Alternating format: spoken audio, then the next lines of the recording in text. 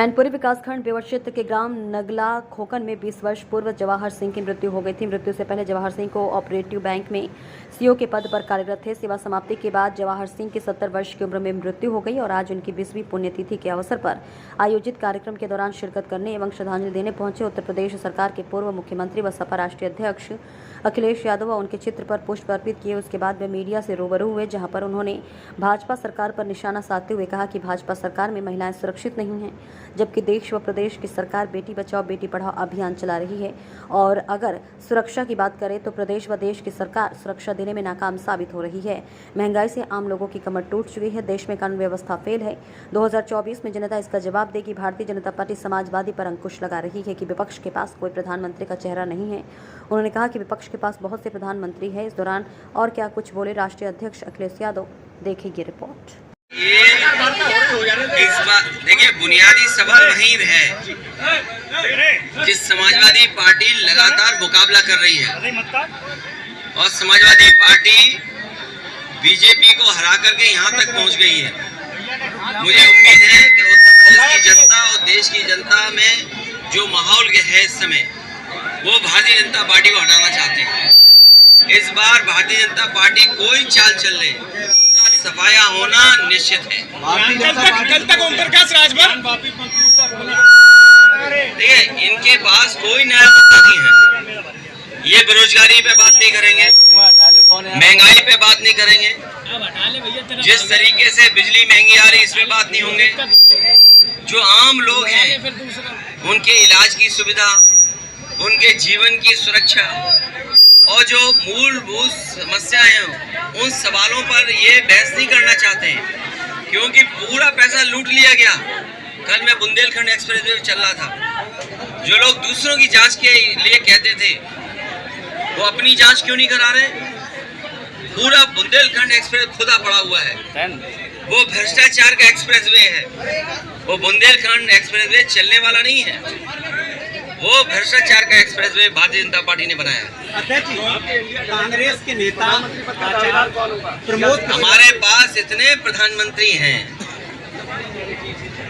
सब प्रधानमंत्री बन सकते हैं और कहीं न कहीं उन्होंने अपने प्रदेश में इतने महत्वपूर्ण काम किए हैं जो एग्जाम्पलरी काम है सेंट्रल गवर्नमेंट का।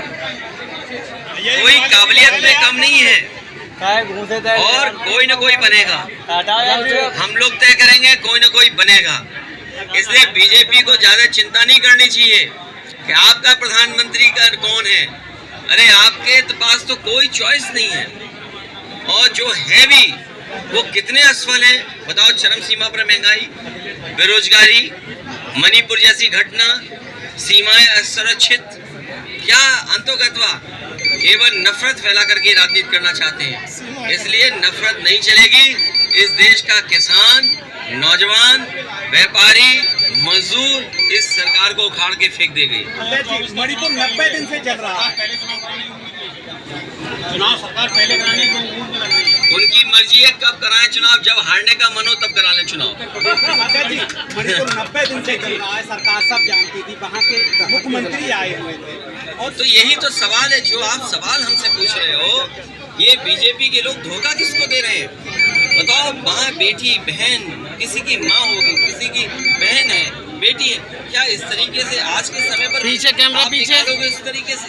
अध्यक्ष जी, और मुख्यमंत्री जानते हो, देश की सरकार जानती हो, अगर सरकार कह रही है कि उनकी जानकारी में नहीं है तो इससे बड़ा धोखा भारत सरकार को नहीं दे रही।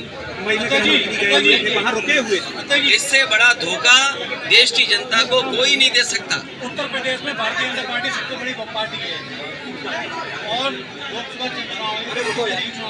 काय की सबसे बड़ी पार्टी है जिसने सबसे ज्यादा बेरोजगारी दी हो, सबसे ज्यादा महंगाई दी हो, सबसे ज्यादा अन्याय किया हो और सबसे ज्यादा छोटे छोटे दलों के हाथ पैर जोड़ रही हो।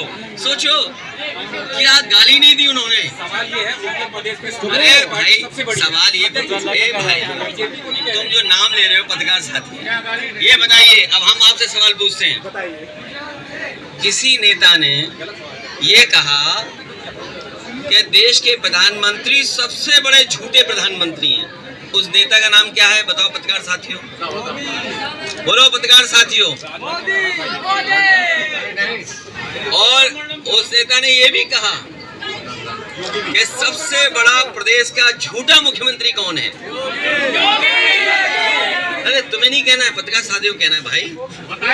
अब देखिए पत्रकार साथियों, आप भी मौन हो गए, इसलिए मौन हो गए क्योंकि आपको पता है सच्चाई कि भारतीय जनता पार्टी टिकने वाली नहीं है। अरे जो ये लोग सब जुगाड़ की जा रही है, मैंने इसीलिए कहा कि अगर बीजेपी को ये पता लग जाए कि अशोक के पेड़ से वोट मिल सकता है, तो जब सुबह आंख खुलेगी तो अशोक का पेड़ गायब होगा। सर 2024 के लिए समाजवादी पार्टी कितना वो कर रही है? समाजवादी पार्टी पूरी तरह से तैयार है, जब चाहे भारतीय जनता पार्टी चुनाव करा ले।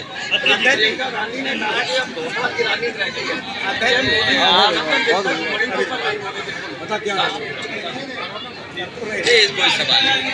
अध्यक्ष, क्या बीजेपी की रणनीति है मणिपुर में मैतेई और कुकी समाज को भिड़ाना?